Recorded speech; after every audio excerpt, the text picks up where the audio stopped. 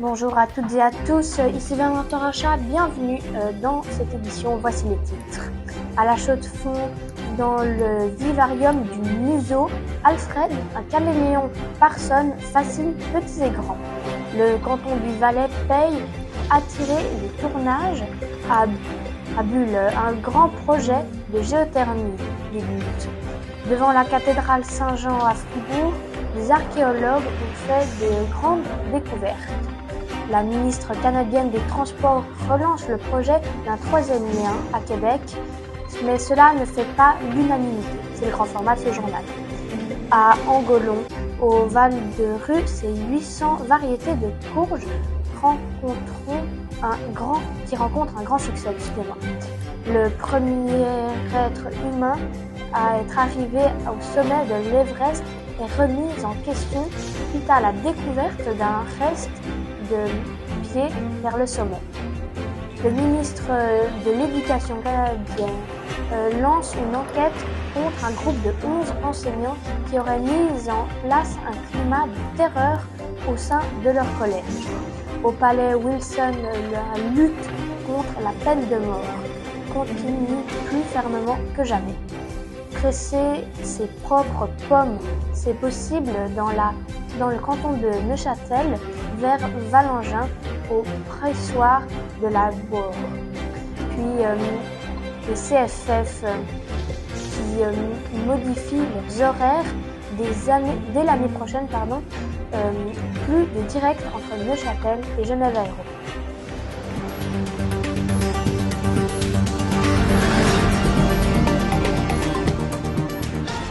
Alfred, c'est le nom du caméléon de Parson dans le vivarium du Museau.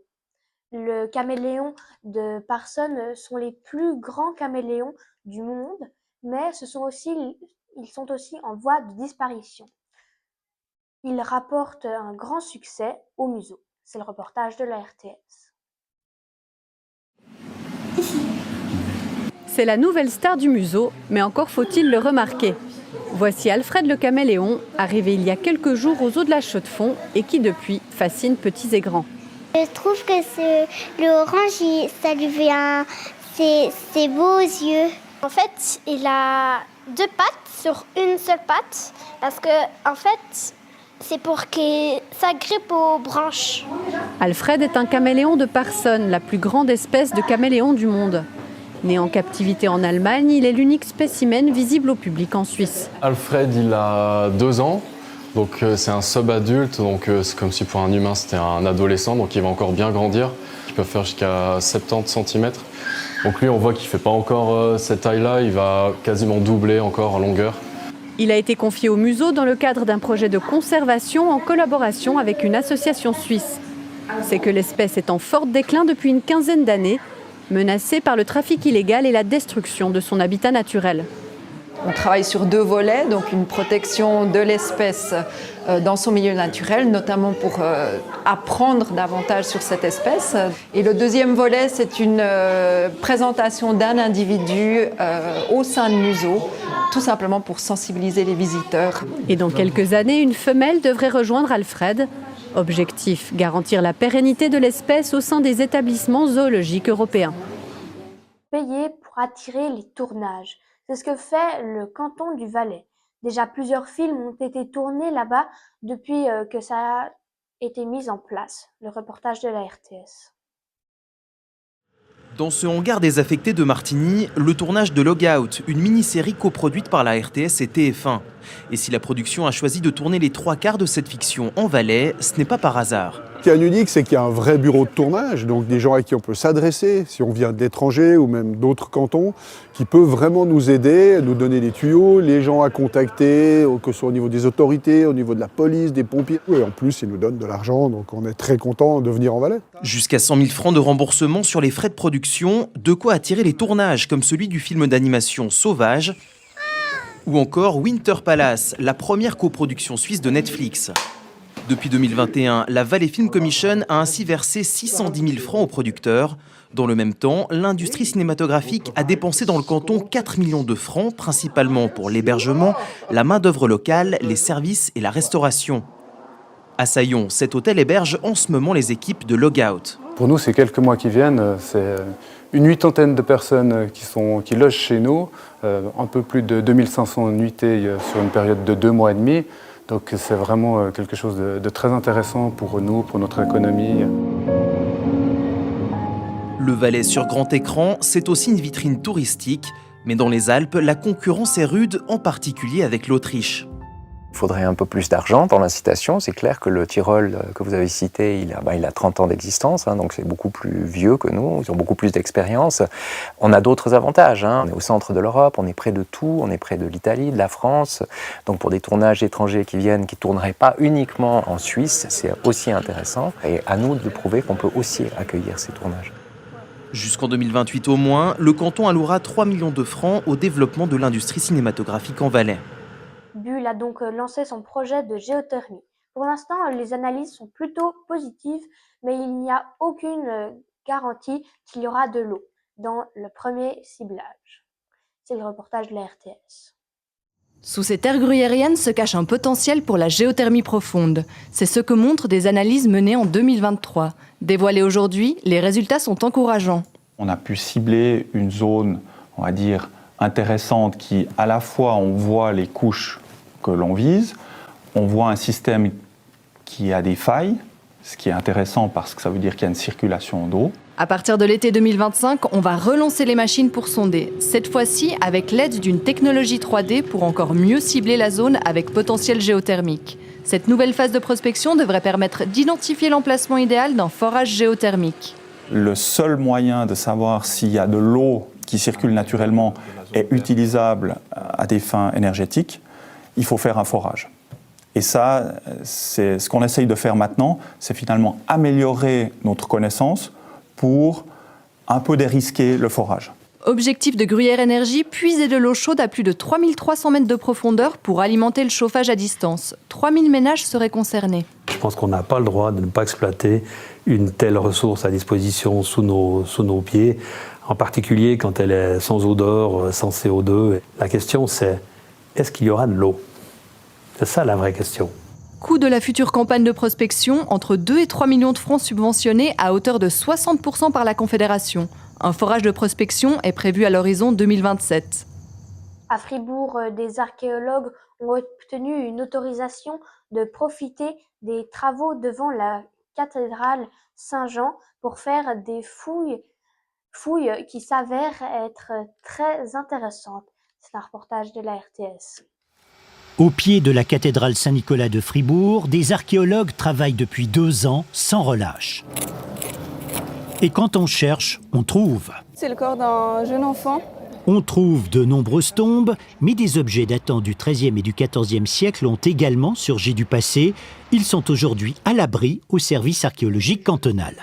Nous avons en effet trouvé des objets assez rares, tels que ce calice en étain, qui a été trouvé posé sur un individu dans une tombe. On a également un couteau vraiment de très belle facture, dont un exemplaire unique presque pour l'Europe.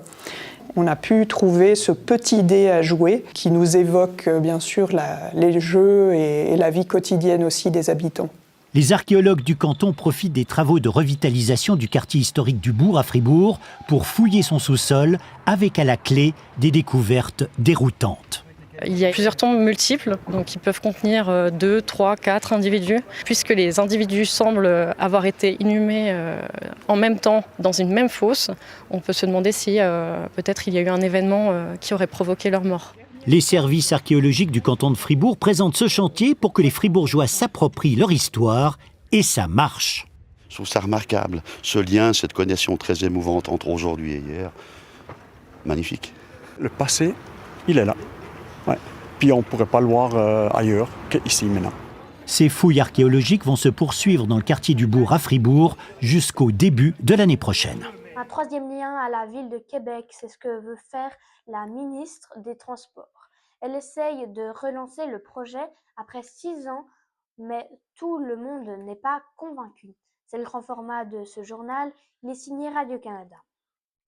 La ministre des Transports se présente seule au micro pour annoncer que le gouvernement du Québec lance un appel d'intérêt international pour trouver un consortium prêt à l'accompagner dans son projet de lien interrive.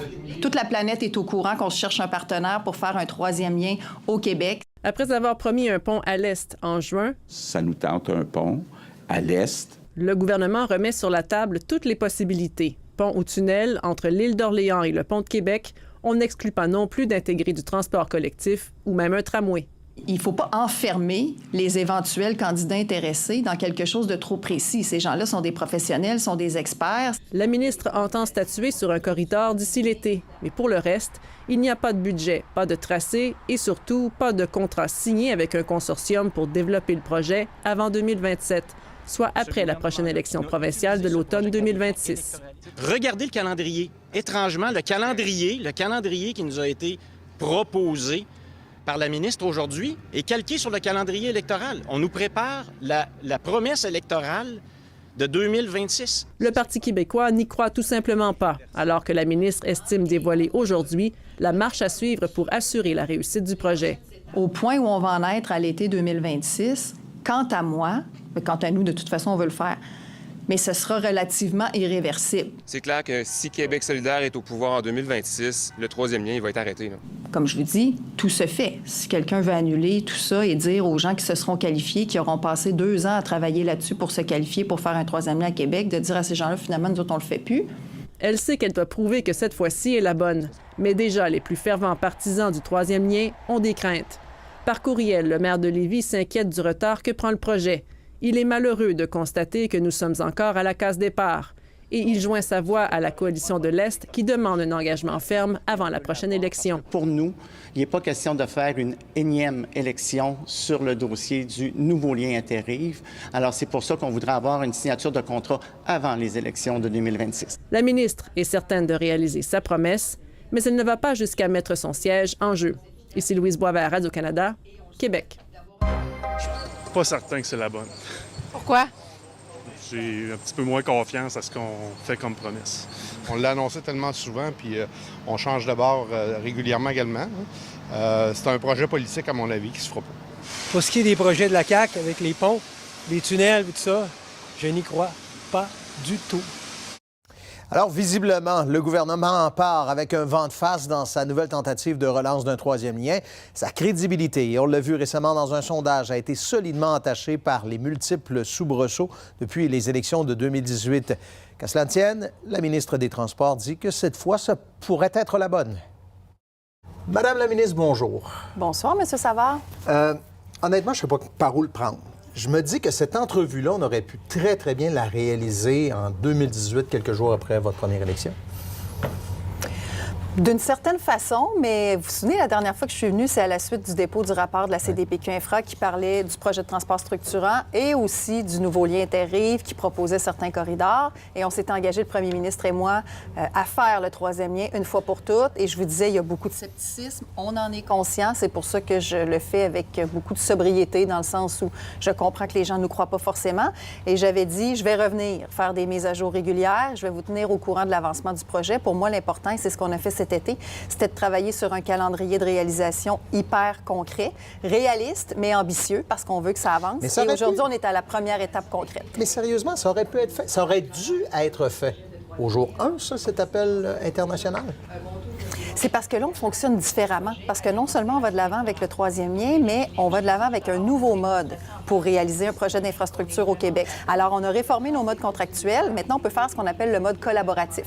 Donc ça, dès le début, au lieu de faire de la conception dans le ministère, puis ensuite de ça, aller avec un produit sur le marché et dire combien vous me chargez pour faire ça, dès le début, on s'adjoint un consortium avec la conception, la construction, et dès le début, on travaille tous ensemble pour développer la meilleure solution. On réduit les risques à la source, ce qui fait que ça va plus vite et que ça coûte moins cher. Et c'est le premier projet qu'on va faire en mode collaboratif parce qu'on vient d'adopter notre loi cette semaine. Dans le temps, comparativement au début, quand vous avez dit, vous avez été élu en disant on va faire le troisième lien, qu'on se retrouve 6 années plus tard à faire ce qui aurait pu être fait il y a 6 ans, ça a coûté des milliards. Dans le sens où on a perdu un certain nombre d'années. Mais il y a eu la pandémie, il faut dire. Je sais que des fois, les gens sont tannés qu'on dise ça, mais il reste que la pandémie a tellement changé la vie de tout le monde, la vie de tous les gouvernements. On a tous été déstabilisés et ça a eu des incidences sur les patrons de déplacement, sur les habitudes de vie des Québécois. Quand j'avais fait mon annonce, j'avais dit les temps de parcours et tout ça. Mais donc, tout ça pour dire qu'on est revenu un peu aux habitudes de déplacement pré-pandémie. Mais aussi, comme je vous disais, avec les nouveaux modes de collaboration, si on l'avait fait en 2018, on l'aurait fait en mode traditionnel. Alors, on aurait été condamné au même processus qu'on a toujours fait. Alors là, on se donne les meilleures chances. Je ne dis pas que ça ne coûtera rien, évidemment. Sauf que ce que je dis, c'est qu'on risque de pouvoir aller plus vite et que ça coûte moins cher que si on l'avait fait autrement. Bon. Vous ne voulez pas teinter les propositions que vous aurez éventuellement. Mais n'empêche, quand vous vous couchez le soir comme ministre des Transports, vous dites « j'en veux un troisième lien ». Vous le voyez comment? Qu'est-ce que vous voyez? Des fois, on s'imagine à la pointe de l'île d'Orléans, un immense pont qui est là pour laisser passer les bateaux de croisière. Qu'est-ce que vous voyez, vous? Puis là, c'est entre vous et moi, là. On n'influence pas les consortiums. Personne ne nous écoute. Ben non. Comme citoyenne de Louis Hébert. Mais non, mais écoutez, c'est ça. Effectivement, vous avez dit on ne veut pas teinter parce que là, dans le fond, ce qu'on fait aujourd'hui, c'est de partir à la recherche de notre partenaire. C'est vraiment ça qu'on fait. Là. Je vous dis, on veut un partenaire très, très en amont qui va d'abord, évidemment, manifester son intérêt. C'est pour ça qu'on appelle ça un appel d'intérêt. Donc, ça va durer un mois. Début d'année prochaine, je vais revenir faire le point là-dessus. Qui nous a répondu? Est-ce qu'on a des gens intéressés? De quoi ça a eu l'air? Par contre, on ne veut pas que ça aille dans toutes les directions. C'est pour ça qu'on a une zone qui est circonscrite. C'est ça qui a été mis dans l'appel international entre les ponts actuels et la pointe ouest de l'île d'Orléans, donc pas sur l'île d'Orléans. On s'inspire des corridors qui avaient été proposés dans le rapport de la CDPQ Infra. Et pour nous, le principal argument, oui, la fluidité, bien sûr, en général pour les citoyens, mais la sécurité commerciale. Renforcer nos liens commerciaux, économiques, routiers. On veut des camions, on veut des voitures, on veut du transport de marchandises sur ce nouveau lien-là. Donc, un pont. On n'a pas le choix. Un tunnel, transport de marchandises dangereuses, on l'établit, ça ne marche pas. Bien, le dernier projet de tunnel, il n'y avait pas de camion, exact. Il y avait un problème de pente. Vous voyez un pont? Bien, un pont, pour nous, ça tombe sous le sens. Mais c'est ce qu'on dit, puis c'est sûr qu'on ne veut pas un pont nécessairement à l'endroit où il y a les ponts actuels, parce qu'on veut aussi boucler la boucle, tu sais. Si les caméras arrêtent de tourner, vous allez me dire que c'est un pont que vous voyez? Parce que là, moi, je lis entre les lignes, là, puis j'essaie de voir ce que vous êtes en train de me dire. C'est un pont que vous voyez... Moi, je veux que les choses avancent. Entre le centre-ville de Québec et l'île d'Orléans. Il me reste 2 ans, moi, pour faire avancer ça. Puis je m'engage à revenir à chaque nouvelle étape. J'ai dit je vais revenir en début d'année, si vous m'invitez, bien sûr, en début d'année prochaine, et on sera une nouvelle étape. Puis je veux que les gens voient que ce projet-là, il vit et il va s'incarner graduellement dans l'esprit collectif à mesure qu'on va traverser des étapes très significatives dans le projet. Moi, je veux vous inviter, quand tout ça sera terminé, quand vous serez plus en politique éventuellement, pour me dire exactement ce que vous aviez en tête à ce moment-ci. Parce que... Bien, absolument. Absolument. Pourquoi pas? Dernier point. Quelle étude avez-vous eue entre le moment où vous êtes présenté devant nous, les médias, pour dire j'ai rien pour justifier la construction d'un troisième lien, et aujourd'hui, à part l'élection que vous avez perdue dans Jean Talon? Quelle étude nouvelle fait en sorte que maintenant c'est justifiable? Bien, les études de l'époque, elles existent encore. Je vous parlais des temps de parcours dans ce temps-là. Alors là, tu sais, quand on regarde qu'on appelle, nous, les DJMA, donc le nombre de voitures qui passent sur le pont, l'ensemble des habitudes de vie qui ont repris. Puis effectivement, au lendemain de Jean Talon, vous vous rappelez, le premier ministre a été très clair. Au lendemain du scrutin de Jean Talon, et peut-être même que j'étais venue en entrevue dans ce temps-là ici, ou je sais pas, mais je disais, nous, on a reçu un verdict très clair de la population de Québec. Il y a de la déception, il y a de l'insatisfaction. Mais c'était pas une étude scientifique. Les gens ont des attentes. Non, mais c'est un verdict populaire. Puis en bout de ligne, les gens paient notre salaire et s'attendent à ce qu'on fasse ce qu'ils souhaitent qu'on fasse. Et en l'occurrence, en ce moment, dans tous les partis politiques, on est le seul qui veut un troisième lien. Les 3 autres sont contre. Alors moi, ce que je dis, et je suis ministre des Transports, en plus d'être élue à Québec, je veux que ce projet-là se réalise et je fais tout en ce moment pour qu'il se réalise. Je vous le dis, je le suis de très, très, très près avec mes équipes. Puis on a fait une consultation aussi sur la mobilité. Là, des partis d'opposition se sont moqués de ça, mais cette consultation-là est à la fois sur le projet de transport collectif puis sur le troisième lien.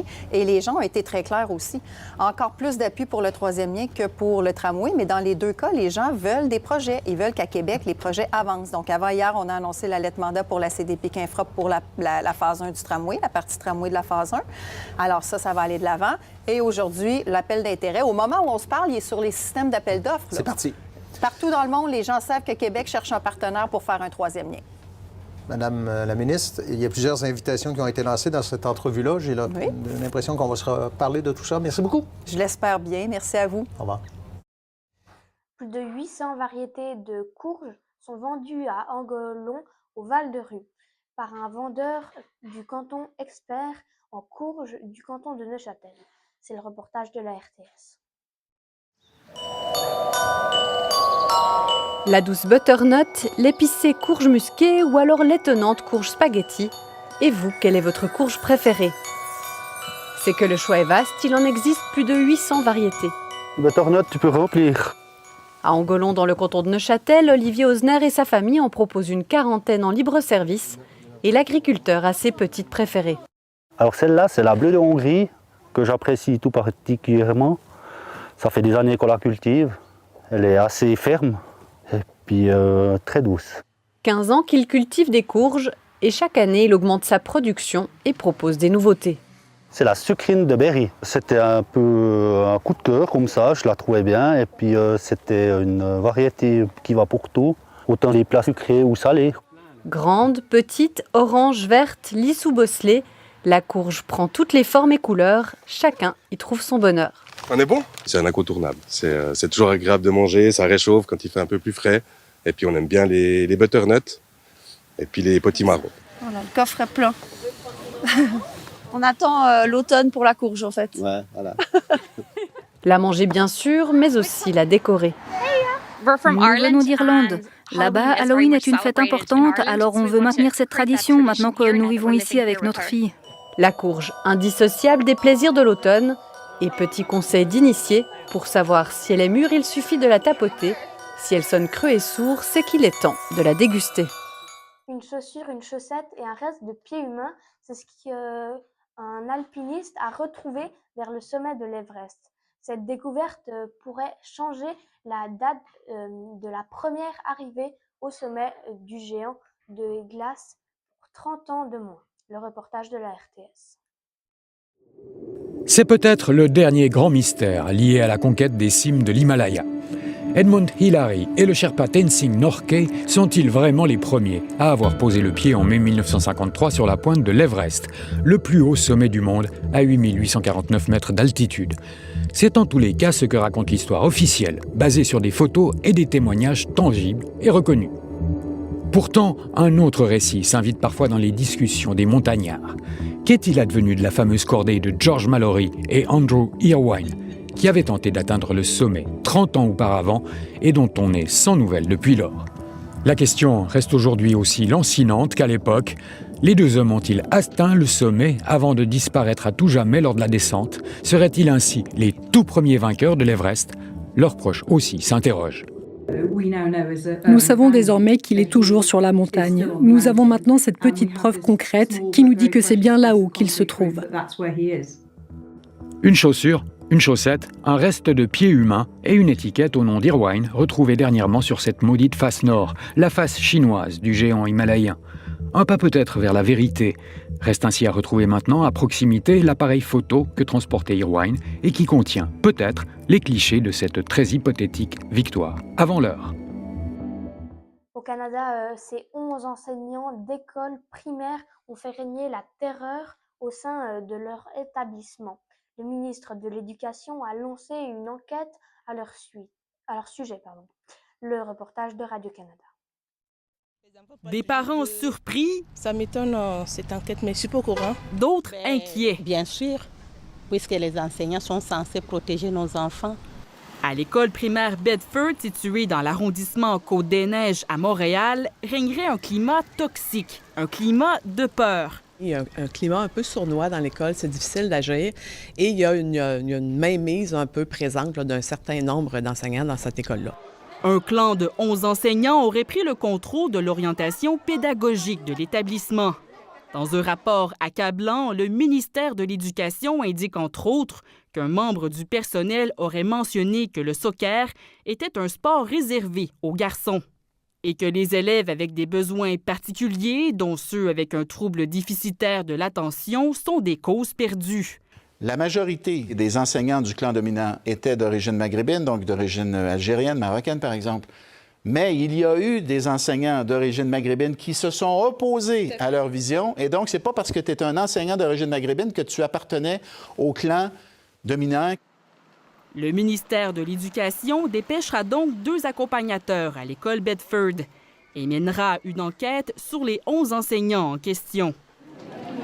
Le problème ne date pas d'hier, puisque les allégations d'humiliation, d'intimidation à l'endroit des élèves de cette école remontent à 2016. Il y a eu des drapeaux rouges qui ont été levés. Ce qu'on comprend, c'est que les directions en place n'ont pas eu toute l'information. Ils n'ont pas obtenu peut-être tout le soutien nécessaire. Puis chaque fois que ça a changé de direction, l'information n'a pas suivi. Et pour changer réellement les choses, le CSDM invite le personnel et les parents à dénoncer tout geste allant à l'encontre de la sécurité physique et psychologique des élèves. Mais moi, j'invite tous les parents qui en ont des inquiétudes à dénoncer, qui passent. S'ils ne veulent pas passer par le comité de parents, ils peuvent passer par notre système à nous de plainte. L'école Bedford doit soumettre son plan d'action au ministère à la fin du mois de novembre. Ici, Gabrielle Proulx, Radio-Canada, Montréal. Au Palais Wilson, la lutte contre la peine de mort est des plus farouches. C'est le reportage de la RTS. Au Palais Wilson à Genève, les droits de l'homme sont au cœur des discussions. On y retrouve Maurice Tidball-Bins qui s'engage de toutes ses forces pour l'abolition de la peine de mort dans le monde. Le rapporteur spécial de l'ONU, en poste depuis 3 ans, estime que la peine de mort n'a pas d'effet dissuasif. On constate qu'avec l'application de la peine de mort dans certains pays fédéralistes où certains États l'appliquent alors que d'autres l'ont abolie, il n'y a pas de différence au niveau du nombre de crimes entre ces États. La majorité des pays qui ont aboli la peine de mort n'ont pas enregistré d'augmentation des crimes, mais plutôt le contraire. Maurice Tidball-Bins, médecin généraliste chilien et argentin, rappelle qu'en 1957, 9 pays avaient renoncé à la peine de mort, alors qu'aujourd'hui, 122 États l'ont abolie, grâce notamment aux efforts de pays comme la Suisse, et les démarches se poursuivent. Plusieurs États africains ont récemment aboli la peine de mort, mais l'abolition est un processus long et complexe. La Suisse contribue, mais il faut aussi tenir compte des paramètres internes dans le pays en question, comme la situation politique du pays, l'engagement de la société civile, des ordres d'avocats. Donc la Suisse, on peut dire que la Suisse contribue à la tendance générale vers l'abolition. Le rapporteur spécial de l'ONU souligne qu'il n'y a pas d'exécution qu'on puisse qualifier d'humaine, d'où son engagement personnel et bénévole. L'une des méthodes de torture les plus courantes, c'est de menacer quelqu'un de mort. Et ça touche l'individu condamné ou les membres de sa famille. Donc, d'un point de vue médical, je vois la peine de mort comme une forme de torture qui doit être abolie maintenant. Presser ses propres pommes pour en faire du jus de pomme maison, c'est possible dans le canton de Neuchâtel, au pressoir de la Bord, vers Valangin. C'est un reportage de la RTS. Dans ce verger neuchâtelois, c'est une pluie un peu spéciale qui tombe du ciel. Vraiment bien stable, en plus il est facile à grimper. Et puis les pommes, à peine qu'on secoue, elles tombent. Nathaël et Laura récoltent des pommes, des poireaux, des coings à travers tout le canton dans des jardins privés. Ça peut être aussi par exemple des personnes âgées qui ne peuvent pas accueillir eux-mêmes, qui demandent à ce qu'on vienne cueillir et il y a une contrepartie en échange des pommes. Ces pommes non traitées serviront à faire du jus. On garde les belles pommes, donc qui ne sont pas pourries et pas trop petites non plus. Si c'est des toutes petites pommes, on ne va pas les prendre. Aussi qu'elles soient mûres. Normalement, ce qu'on cueille aujourd'hui, c'est pressé en fin de journée. Au pressoir de la Bord, le travail a déjà commencé. Ici, on transforme les fruits cueillis par Nathalie et Laura, mais pas seulement. En fin de journée, des particuliers viennent vendre les pommes de leur jardin à la coopérative. 50 fois 60 centimes, je vous dois 30 francs, c'est juste ? L'équipe produit environ 20 000 litres à vendre au marché ou en libre service. Mais elle propose aussi de récupérer son propre jus. Ce client a fait transformer 80 kg de pommes de son jardin. Ce qui motive, c'est d'avoir son propre jus, de ses propres fruits. Ces dernières années, le nombre de vergers traditionnels a drastiquement diminué en Suisse. Le but est donc d'encourager les Neuchâtelois à entretenir, voire replanter leurs arbres fruitiers en montrant qu'on peut valoriser les fruits. Quand on a un arbre fruitier ou plusieurs arbres fruitiers, on a une quantité de fruits qui peut être non négligeable, qui peut passer de quelques centaines de kilos même à quelques tonnes. Et c'est impossible de les valoriser directement en faisant des gâteaux. L'intérêt de faire du jus, c'est qu'on stabilise le produit des pommes. Presser des pommes, c'est se soucier de la pérennité des vergers du canton. Préserver les vergers, un enjeu pour la biodiversité, mais aussi un patrimoine gustatif apprécié en automne. Les CFF ont modifié leurs horaires et dès l'année prochaine, plus de direct entre Neuchâtel et Genève de quoi énerver l'arc jurassien. Mais pour se rattraper un peu, les CFF vont augmenter la cadence. C'est mon reportage. La prochaine fois que vous voudrez prendre l'avion, ça pourrait être un peu plus compliqué que la dernière fois. En effet, pour aller en train à Genève Aéroport, ça pourrait être un peu plus compliqué. Cette année, on avait souvent des directs, bien que certaines fois, on devait changer à Morges. Un changement de train pour aller à l'aéroport, ça peut être compliqué avec les valises. Dès l'année prochaine, le changement se fera à Renan. Et pour compenser, les CFF vont augmenter la cadence à toutes les 30 minutes. Et aux heures de pointe, il y aura quand même des directs. Le patron des CFF s'explique. C'est la meilleure solution technique que l'on a pu trouver. C'était déjà un objectif au début. On l'avait très clairement dit, on voulait augmenter le nombre de relations. On n'avait pas d'accord à ce moment-là. Aujourd'hui, on a pu faire évoluer l'horaire dans le bon sens. C'est plus une question de travail entre les cantons et les CFF pour trouver les meilleures solutions. Bref, dès l'année prochaine, prendre l'avion pourrait être un peu plus compliqué. Voilà, c'est ce qui met fin au 8e téléjournal de TV2000. Merci de l'avoir suivi, excellente journée et à bientôt.